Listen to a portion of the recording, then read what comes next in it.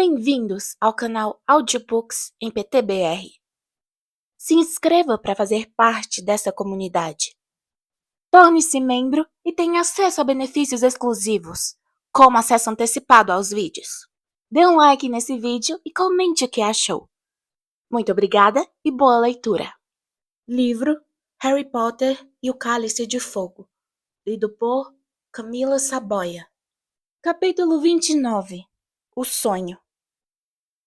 A coisa se resume no seguinte, disse Hermione esfregando a testa. Ou o Sr. Crouch atacou o Victor, ou outra pessoa atacou os dois quando o Victor não estava olhando. Deve ter sido Crouch, disse Ron na mesma hora. É por isso que ele já tinha desaparecido quando Harry e Dumbledore chegaram. Deu no pé. Acho que não, disse Harry balançando a cabeça. Ele parecia realmente fraco. Acho que não tinha forças para desaparatar nem nada. Ninguém pode desaparatar nas terras de Hogwarts. Já não disse isso a vocês um montão de vezes? Reclamou Hermione. Ok, então, que tal essa outra teoria? Propôs Ron excitado. Krum atacou Crouch. Não, peraí. Então, se estuporou. E o Sr. Crouch se evaporou, não é mesmo? Disse Hermione com frieza. Ah, é? O dia estava amanhecendo. Harry, Ron e Hermione tinham saído muito cedo dos seus dormitórios e corrido até o Corujal juntos, a despachar um bilhete para Sirius. Agora estavam parados contemplando os jardins cobertos de névoa. Os três estavam pálidos, os olhos inchados, porque ficaram conversando até tarde sobre o Sr. Crouch. Vamos recapitular, Harry, disse Hermione. Que foi que o Sr. Crouch realmente disse? Já falei que ele não estava fazendo muito sentido, repetiu Harry. Disse que queria prevenir Dumbledore sobre alguma coisa. Tenho certeza de que ele mencionou Berta Jorkins e parecia achar que ela estava morta. Não parava de repetir que muita coisa era culpa dele. Mencionou o filho. Bem, isso foi culpa dele, disse Hermione irritada. Ele estava delirando, continuou Harry. Metade do tempo dava a impressão de acreditar que a mulher e o filho ainda estavam vivos e ele não parava de falar com Percy sobre serviços e de lhe dar instruções. E o que foi mesmo que ele disse sobre você sabe quem? Perguntou Ron inseguro. Já contei, respondeu Harry chateado. Disse que tá ficando mais forte. Houve uma pausa. Então, Ron, num tom de falsa segurança, disse. Mas ele estava delirando, conforme você falou. Portanto, metade disso provavelmente era só delírio. Ele ficava mais sensato quando tentava falar de Voldemort, disse Harry, não dando atenção à careta de Ron. Estava realmente com dificuldade para formar frases, mas isso era quando parecia que sabia onde estava e o que queria fazer. Ele não parava de dizer que queria ver Dumbledore. Harry se afastou da janela e olhou para os caibros do telhado. Metade dos numerosos poleiros estava vazia. De vez em quando, mais uma coruja entrava voando por uma das janelas, voltando de uma caçada noturna com um rato no bico. Se Snape não tivesse me atrasado, comentou Harry, talvez a gente tivesse chegado lá a tempo. O diretor está ocupado, Potter. Que delícia é essa, Potter? Por que ele simplesmente não saiu do caminho? Talvez não quisesse que vocês chegassem lá, disse Ron depressa. Talvez, calma aí. Com que rapidez você acha que ele poderia ter ido até a floresta? Você acha que ele podia ter chegado lá antes de você e Dumbledore? Não, a não ser que ele seja capaz de se transformar num morcego ou outra coisa do gênero. Não duvido nada, murmurou Ron.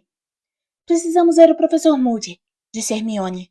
Precisamos descobrir se ele encontrou o Sr. Crouch. Se eu tivesse levado o mapa do maroto com ele, teria sido fácil, disse Harry. A não ser que Crouch já tivesse saído de Hogwarts, lembrou Ron. Porque o mapa só mostra o que está dentro dos limites, não? Psiu! Exclamou Hermione de repente. Alguém estava subindo a escada para o corujal. Harry ouviu duas vozes discutindo, cada vez mais próximas. Isso é chantagem, é o que é, e poderíamos nos meter em uma baita enrascada por causa disso. Tentamos ser gentis, está na hora de jogar sujo com o cara. Ele não ia gostar que o Ministério da Magia soubesse o que ele fez. Tô falando, se você puser isso por escrito, será chantagem. É, mas você não ia reclamar se conseguíssemos um bom pagamento por isso, ia? A porta do corujal se abriu com um estrondo. Fred e George apareceram no portal e, em seguida, congelaram ao verem Harry, Ron e Hermione. O que é que vocês estão fazendo aqui? Perguntaram Ron e Fred ao mesmo tempo. Despachando uma carta. Responderam Harry e George em uníssono. Que é a essa hora? Se admiraram Hermione e Fred. Fred sorriu. Ótimo, nós não perguntamos o que vocês estão fazendo se vocês não nos perguntarem, disse ele.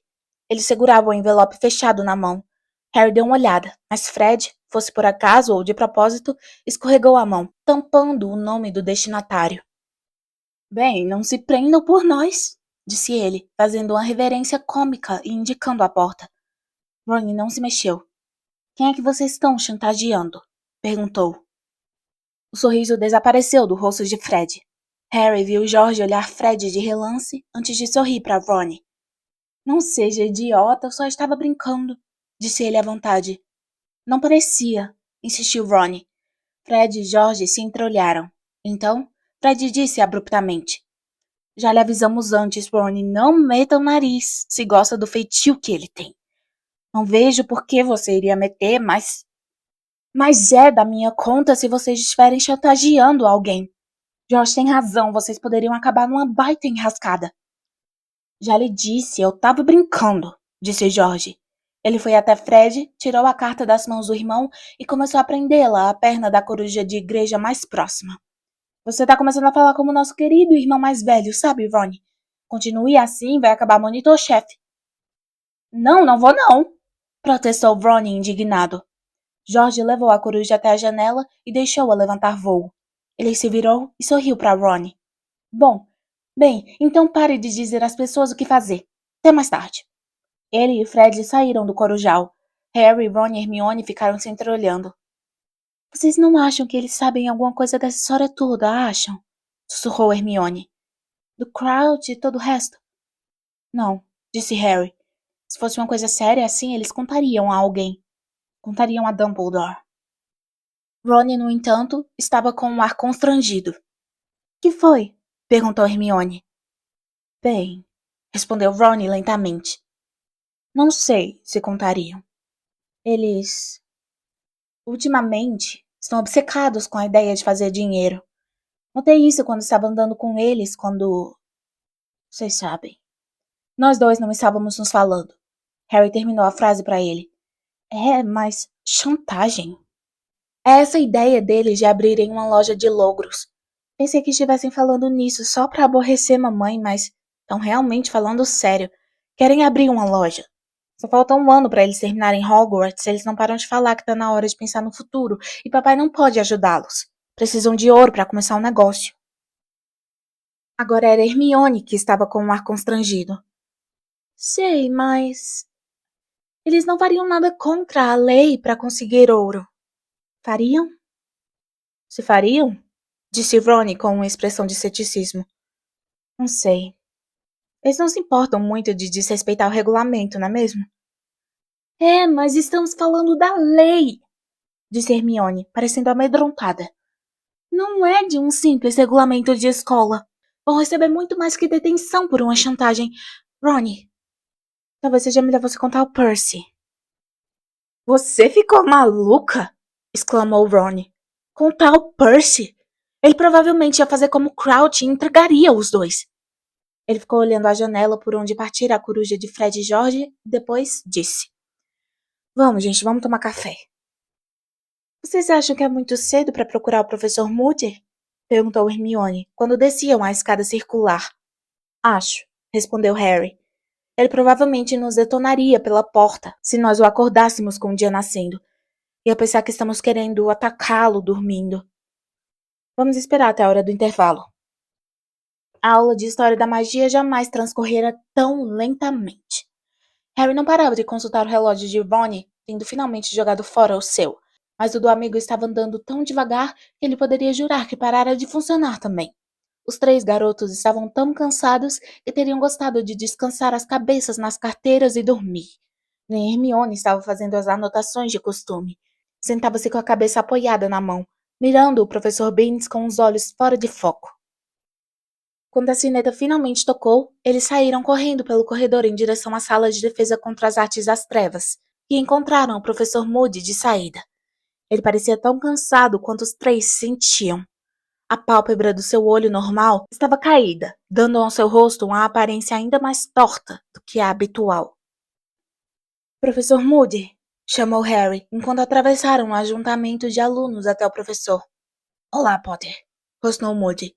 Seu olho mágico acompanhou uns alunos de primeiro ano que iam passando e que aceleraram o passo, demonstrando nervosismo. Depois, o olho girou para a nuca do professor e observou-os virar o canto. Só então, ele voltou a falar.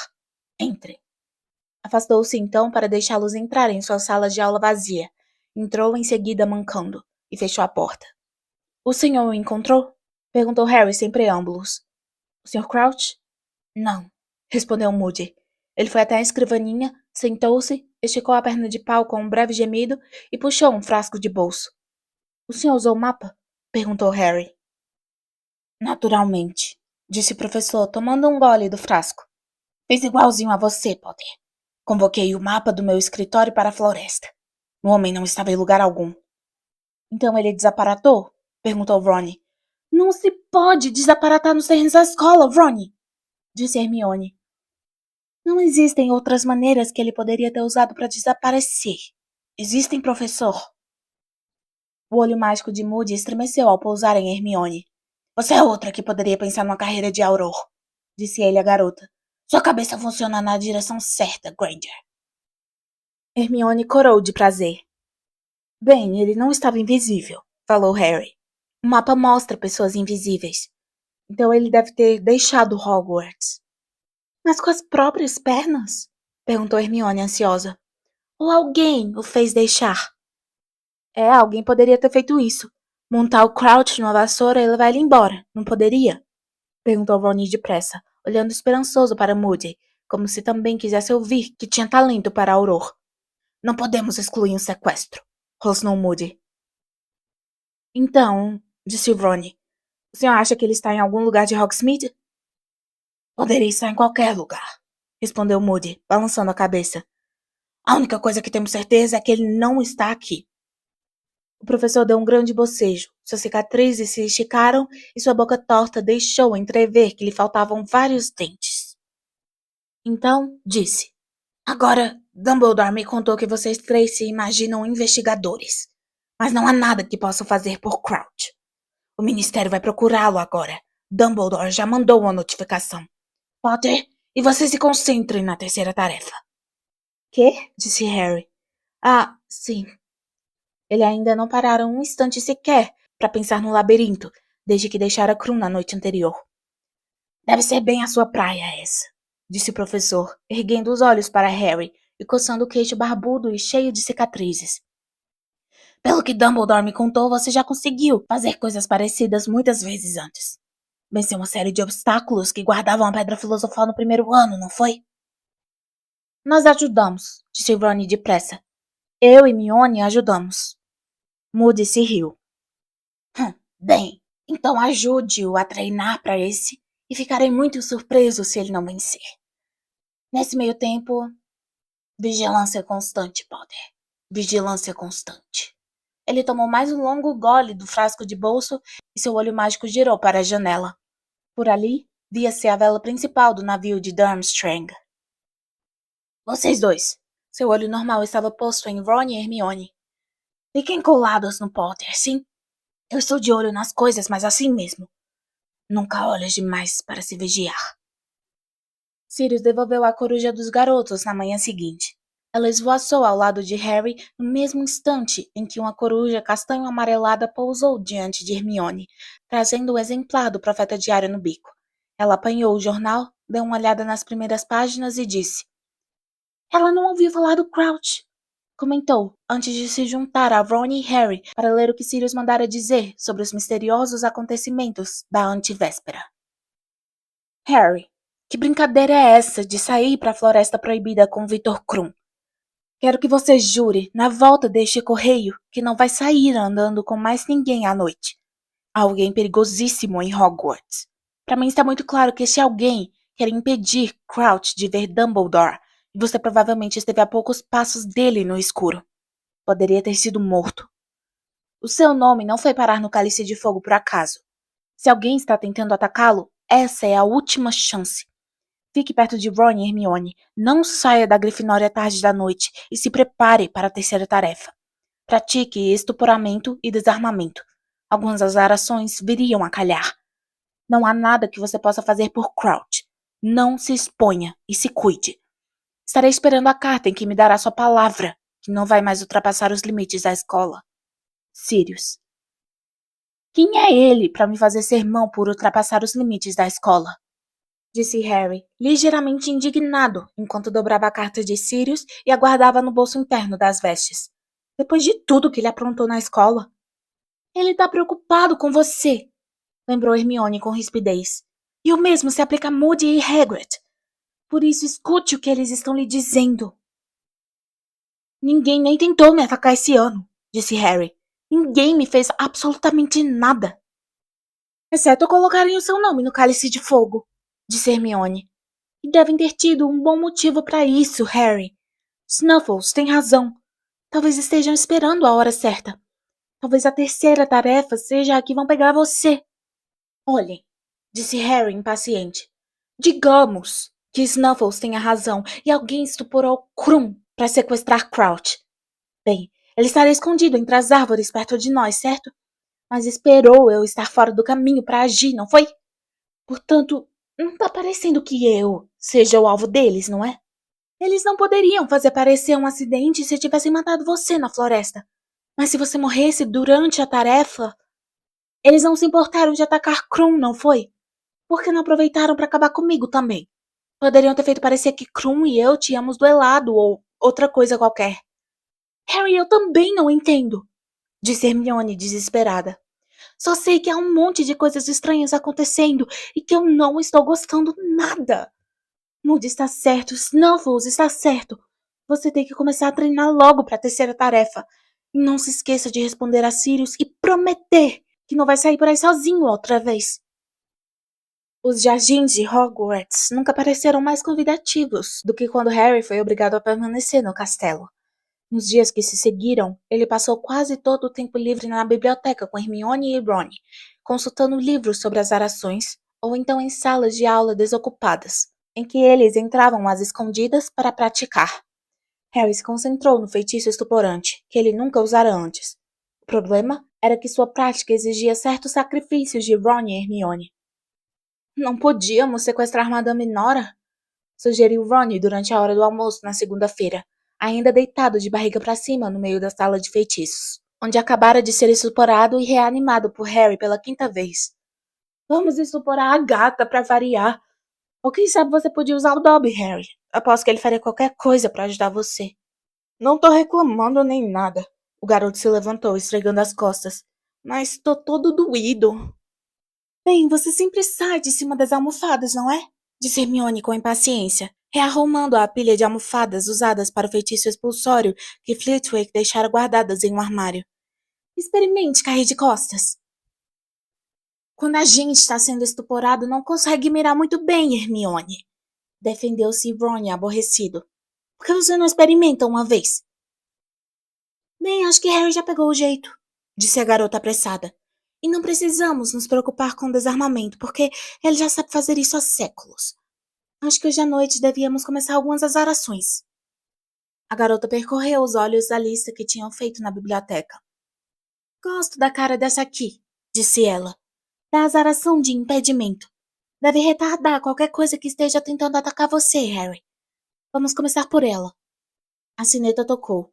Apressadamente, eles enfiaram as almofadas no armário de Flitwick e saíram com cautela da sala de aula. Vejo vocês no jantar, disse Hermione, e foi para a aula de aritmancia, enquanto Harry e Ron seguiam para a aula de adivinhação na Torre Norte.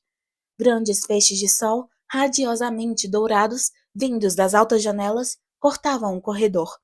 O céu lá fora estava tão intensamente azul que parecia esmaltado.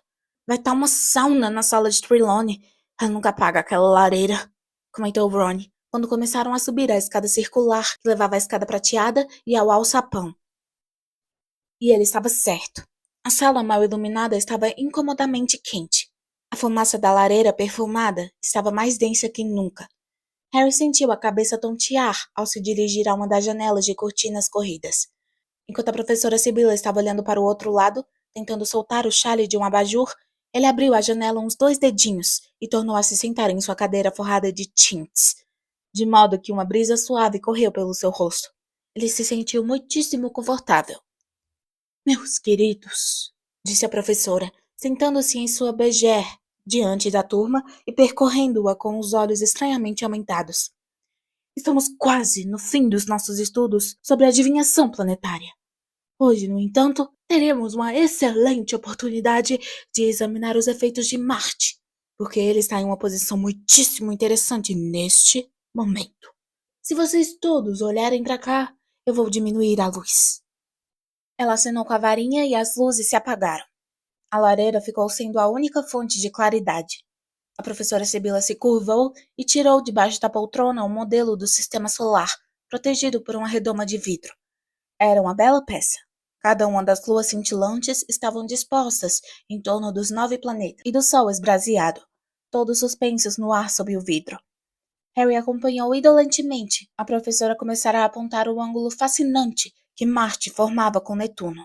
A fumaça muito perfumada o envolveu e a brisa vinda da janela brincou pelo seu rosto. Ele ouviu um inseto zumbir suavemente em algum lugar atrás da cortina. Suas pálpebras começaram a pesar. Ele estava cavalgando as costas de um corujão, voando por um claro céu azul, em direção a uma casa velha e coberta de era, situada no alto de uma encosta. Eles foram voando cada vez mais baixo, o vento passando agradavelmente pelo rosto de Harry, até chegarem a uma janela escura e desmantelada no primeiro andar da casa pela qual entraram. Agora estavam voando por um corredor sombrio e chegaram a um quarto bem no final. Cruzaram a porta e entraram nesse quarto escuro, cujas janelas estavam pregadas. Harry desmontara das coisas do corujão e observou-o esvoaçar pelo quarto e pousar em uma poltrona virada de costas para ele. Havia 2 formas escuras no chão ao lado da cadeira. As 2 se mexiam. Uma era uma enorme cobra, a outra um homem. Um homem baixo, meio careca. Um homem com olhos aquosos e o nariz pontudo. Ele arfava e soluçava no tapete diante da lareira. Você está com sorte, rabicho, disse uma voz fria e aguda do fundo da poltrona em que o corujão pousara. Você tem de fato muita sorte. O seu erro não chegou a arruinar tudo.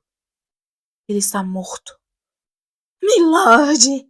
Ofegou o homem no chão. Milord, estou tão satisfeito e tão arrependido. Nagini, disse a voz fria, você está sem sorte. Afinal, não é hoje que vou lhe dar rabicho para comer. Mas não se incomode, não se incomode. Ainda tenho Harry Potter. A cobra sibilou. Harry viu a língua dela se agitar.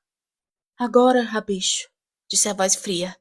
Talvez mais um lembrete de por que não vou tolerar mais nenhum erro seu. Milord! Não! Eu suplico! A ponta de uma varinha ergueu-se do fundo da poltrona. Mirou Rabicho. Crucio! Disse a voz fria. Rabicho berrou. Berrou como se cada nervo do seu corpo estivesse em fogo. Os berros encheram os ouvidos de Harry, ao mesmo tempo que a cicatriz em sua testa queimou de dor. Ele estava berrando também. Voldemort iria ouvi-lo. Saberia que estava ali. Harry! Harry!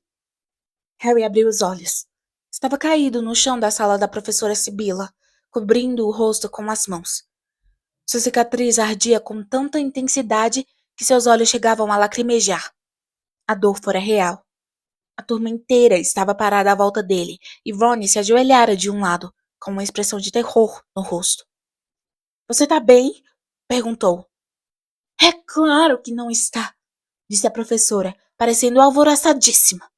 Seus olhos grandes miraram Harry, ameaçadores. Que foi, Potter? Uma premonição? Uma aparição? Que foi que você viu? Nada, mentiu Harry. Ele se sentou. Sentia os próprios tremores. Não conseguia parar de olhar para todo lado, para as sombras às suas costas. A voz de Voldemort soara tão próxima. Você estava apertando sua cicatriz, disse a professora. Você estava rolando no chão, apertando sua cicatriz. Ora, vamos, Potter, eu tenho experiência nesses assuntos. Harry levantou a cabeça para olhá-la. Preciso ir à ala hospitalar, acho. Dor de cabeça muito forte. Meu querido, sem dúvida você foi estimulado pelas extraordinárias vibrações premonitórias da minha sala. Se você sair agora, poderá perder a oportunidade de ver mais longe do que jamais. Eu não quero ver nada, a não ser um remédio para minha dor de cabeça. Harry se levantou. A turma recuou. Todos pareciam nervosos. Vejo você mais tarde, murmurou ele para Ron, e apanhando a mochila, rumou para o alçapão, sem dar atenção à professora Sibila, que revelava no rosto uma grande frustração, como se alguém a tivesse privado de um prazer real. Quando Harry chegou ao fim da escada, porém, não rumou para a ala hospitalar. Não tinha a menor intenção de ir até lá. Sirius lhe dissera o que fazer se a cicatriz tornasse a doer, e ele ia seguir o conselho do padrinho, ir direto ao escritório de Dumbledore. Ele atravessou os corredores decidido, pensando no que vira no sonho. Fora tão vívido como o outro, que o despertara na Rua dos Alfeneiros. Ele repassou mentalmente os detalhes, procurando se certificar de que não os esquecera. Ouvira Voldemort acusar Rabicho de cometer um erro. Mas a coruja trouxera boas notícias. O erro fora consertado. Alguém estava morto. Por isso Rabicho não ia servir de alimento para a cobra. Em seu lugar, Harry é quem iria. O garoto passou direto pela gárgula, que guardava a entrada do escritório de Dumbledore sem reparar. Ele piscou, olhou em volta, percebeu a distração, refez seus passos e parou diante do ornato. Então, se lembrou que não conhecia a senha. Sorvete de limão? Experimentou. A gárgula não se moveu. Ok, disse Harry encarando-a. Drops de pera. Varinha de alcaçuz. Delícia gasosa. Chicle de baba-bola. Feijõezinhos de todos os sabores. Não gosta desses. Ou gosta? Abre logo, será que não pode? Exclamou o garoto aborrecido. Eu realmente preciso ver o diretor urgente. A gárgula continuou imóvel. Harry chutou-a, mas não conseguiu nada, exceto sentir uma dor excruciante no dedão do pé. Sapo de chocolate! Berrou com raiva, parado num pé só. Perna de açúcar, torrão de batata! A gárgula ganhou vida e saltou para o lado. Harry piscou os olhos. Torrão de batata! Exclamou admirado. Eu tava só brincando. Ele passou depressa pela abertura nas paredes e pisou no patamar de uma escada em espiral, que se deslocou lentamente para o alto, ao mesmo tempo em que as portas se fechavam às suas costas, levando-o até uma porta de carvalho polido com uma maçaneta de latão. Ele ouviu vozes no escritório. Saltou da escada em movimento e hesitou, escutando. Dumbledore receio não ver a relação. Não a vejo mesmo. Era a voz do ministro da magia, Cornélio Fudge. Ludo diz que Berta é perfeitamente capaz de se perder. Concordo que era de esperar que a essa altura ela já tivesse sido encontrada, mas mesmo assim, não temos evidência alguma de crime, Dumbledore, nenhuma. Quanto ao desaparecimento dela, está ligado ao de Bartol Crouch? E o que é que o senhor acha que aconteceu com Bartol Crouch, ministro?